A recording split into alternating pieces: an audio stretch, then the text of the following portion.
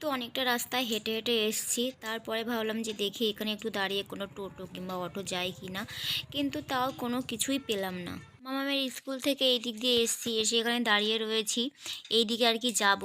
তো ভাবলাম এখানে দাঁড়িয়ে দেখি কোনো টোটো যায় কি না। অটো তো একটাও দেখতে পাচ্ছি না। টোটোওয়ালাগুলোকে জিজ্ঞেস করছি যাবে, তারা বলছে যাবে দাদা।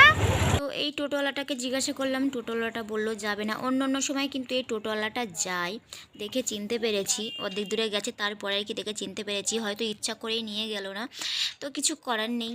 খাবারটা তো কিনে আনতে হবে, তাই তো?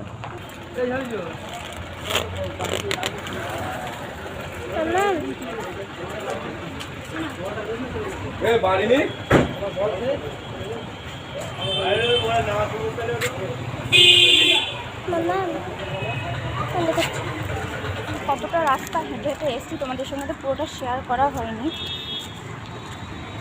তো এই যে মাম্মা আমার সাথে হেঁটে হেঁটে যাচ্ছে, তো গাড়ি পাচ্ছি না, সেই জন্য আর কি হেঁটে হেঁটে যেতে হচ্ছে। আধা ঘন্টা দাঁড়িয়েছিলাম, 30 মিনিট মতো দাঁড়িয়েছিলাম, তারপরে দেখি গাড়ি আসছে না, তো সেই জন্য আবার আধা ঘন্টা ধরে ধরে হাঁটছি।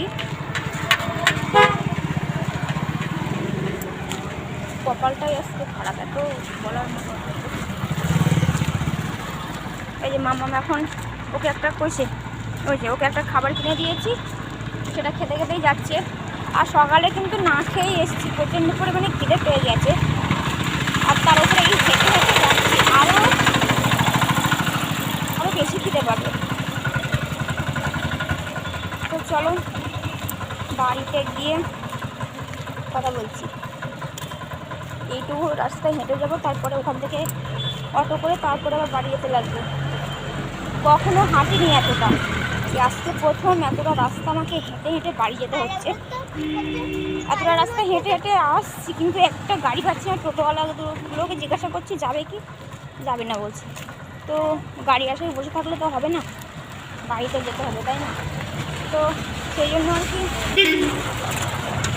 হেঁটে হেঁটেই যাচ্ছি, হাঁটা প্র্যাকটিস করি, অনেকদিন বসে আছি তো। তো চলো, আর এই যে দেখো এই দিক দিয়ে শুধু 4 চাকা আসছে, আর এই দিক দিয়েও 4 চাকা আসছে, আর আমরা পায়ে হেঁটে যাচ্ছি। যেটা আমাদের গাড়ি ভাড়া লাগতো সেটা দিয়ে খাবার খেতে খেতে যাচ্ছি। এখনও কতটা রাস্তা বাকি, কতদূর চলে এসেছি দেখো। এই দেখো হাঁটতে হাঁটতে। মামার কেমন লাগছে হাঁটতে? ওর ভালো লাগছে, আমার তো একদম ভালো লাগছে না, কখনো হাঁটি না, পা ব্যথা করে। আর ওর বলছে নাকি পা ব্যথা হয়, পা ব্যথা হয়নি। আর এইদিকে আবার রাস্তার কাজ হচ্ছে, ভগবান। দেখো আর একটা অটো স্ট্যান্ডে এসে দাঁড়িয়ে আছি, জানি না এখান থেকে অটো পাবো কিনা। এখানে সবে এসে দাঁড়ালাম। এই যে আর এই যে মামা এখানে বসে আছে, দেখা যাক অটো পাই কিনা। তো এখান থেকে একবার আগে এখান থেকে অটো পাচ্ছিলাম বলে হেঁটে হেঁটে গেছিলাম। আজকে মামামের স্কুলের ওখান থেকে হেঁটে হেঁটে আসতে হলো, জানি না এখান থেকে অটো পাবো কিনা। আর ভালো লাগছে না, কটা বাজে জানো? স্কুলে তো ওখানে দাঁড়িয়েছিলাম 12:30 থেকে, আর এখানে 1:30 বেজে গেছে, মানে 1 ঘন্টা হাঁটতে লেগেছে। 1 ঘন্টা কেন, 1.5 ঘন্টা হাঁটতে লেগেছে। এবার এখান থেকে অটো পাবো কখন, তার ঠিক বাড়ি যেতে যেতে আসতে 2:30 বেজে যাবে। আর ভালো লাগছে না। তো এই অটো স্ট্যান্ডেও অনেকক্ষণ দাঁড়িয়েছিলাম, কোনো গাড়ি ঘোড়া পাচ্ছিলাম না। তো এই অটোটা অন্য রোডের অটো, হয়তো এদিক দিয়ে যাচ্ছিল। ওনাকে বলার পরে উনি নিয়ে আসলো আর কি। আমরা 3 জনা ছিলাম ওখানে। ওদের সঙ্গে মনে হয় সেই রাস্তায় কথা বলেছিলাম, বাড়িতে এসে মনে হয় না আর কথা বলেছি। তো বাড়িতে এসে রান্না খাওয়া দাওয়া করতে করতে 3টে 3:30 বেজে গেছে, যেহেতু আমি রান্না করে যাইনি। মামার স্কুল খুব তাড়াতাড়ি ছুটি হয়ে যায় 12:30টার দিকে, তো রান্না করিনি, বাড়িতে এসে রান্না করি। তো আজকে অতিরিক্ত লেট হয়ে গেছে বাড়িতে এসে রান্না বান্না করতে, মামাকে স্নান ধান করাতে অনেকটাই লেট হয়ে গেছিলো।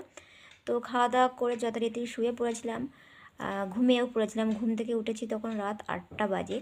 তারপরে আবার মামাকে বই নিয়ে বসিয়েছিলাম, যেহেতু এক্সাম চলছে সেই জন্য। আর এখন বাজে হচ্ছে রাত 12টা, তো 12টা 3।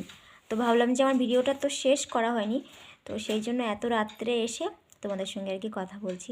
এখনও রাতের খাওয়া দাওয়াও হয়নি, তো কিছুক্ষণ পরে আর কি খাওয়া দাওয়াও করব।